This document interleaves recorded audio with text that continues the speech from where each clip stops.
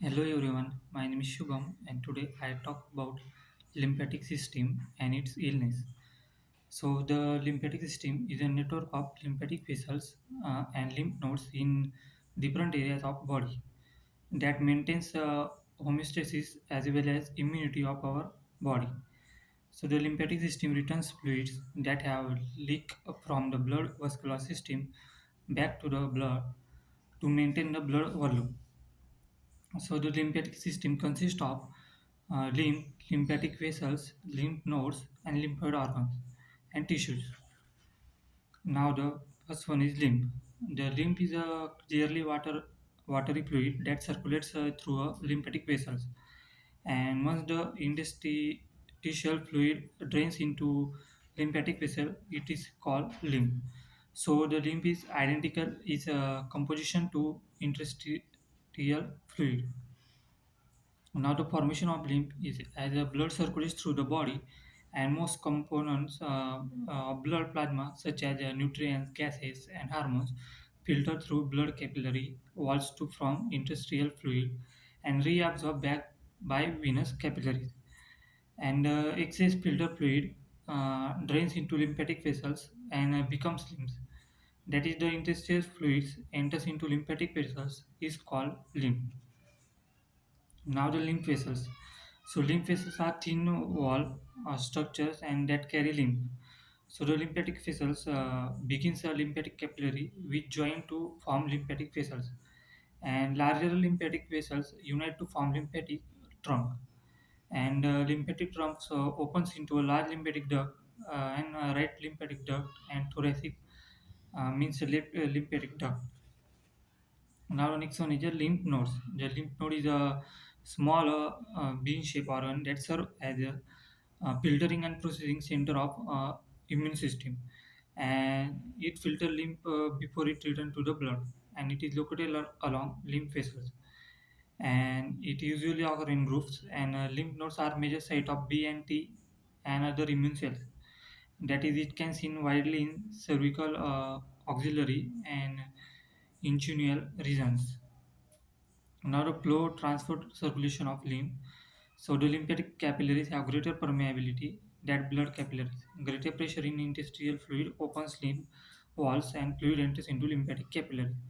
Now the lymph passes from lymphatic capillaries into lymphatic vessels and then through lymph nodes and later drains into lymphatic trunk. And lymph passes from lymphatic trunks into two main ducts at thoracic ducts and the right lymphatic ducts, and drains into venous blood at the junction of the internal jugular and subclavian veins. Now the lymphoid organs, that is, it consists of spleen, thymus, tonsils, and Peyer's patches.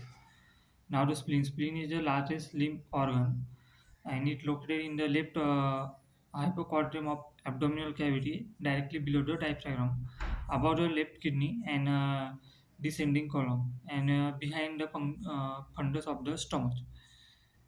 And next one is thymus. Thymus is located in the mediastinum between the sternum and the aorta, and its structure is consists of two lobes joined by connective tissue, and weighs up to 10 to 15 gram at birth and grows till puberty.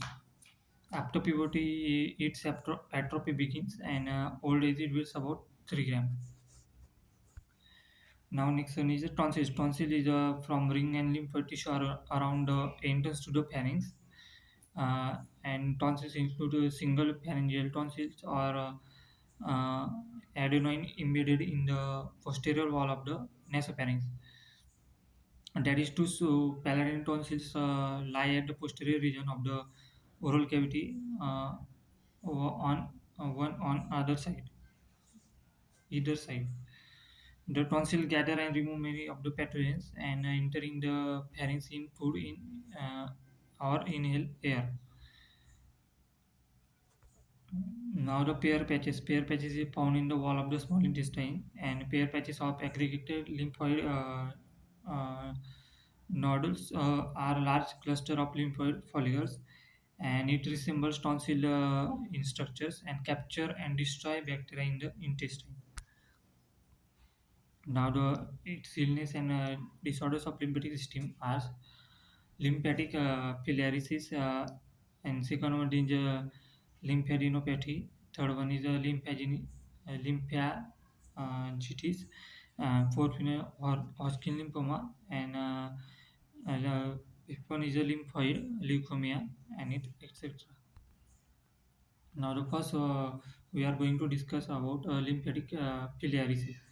So, lymphatic filariasis is also known as elephantiasis, and is caused by a parasitic worm and known as a filariasis worm. And the worms are spread by the bites of the infected mosquitoes. And three types of worms are known that cause the disease. That is Wucheria, Branchopti, Brucki malvi, and Brucki timori, with Eukarya branchopti being the most common, and this form damage in the lymphatic vessels and lymph nodes.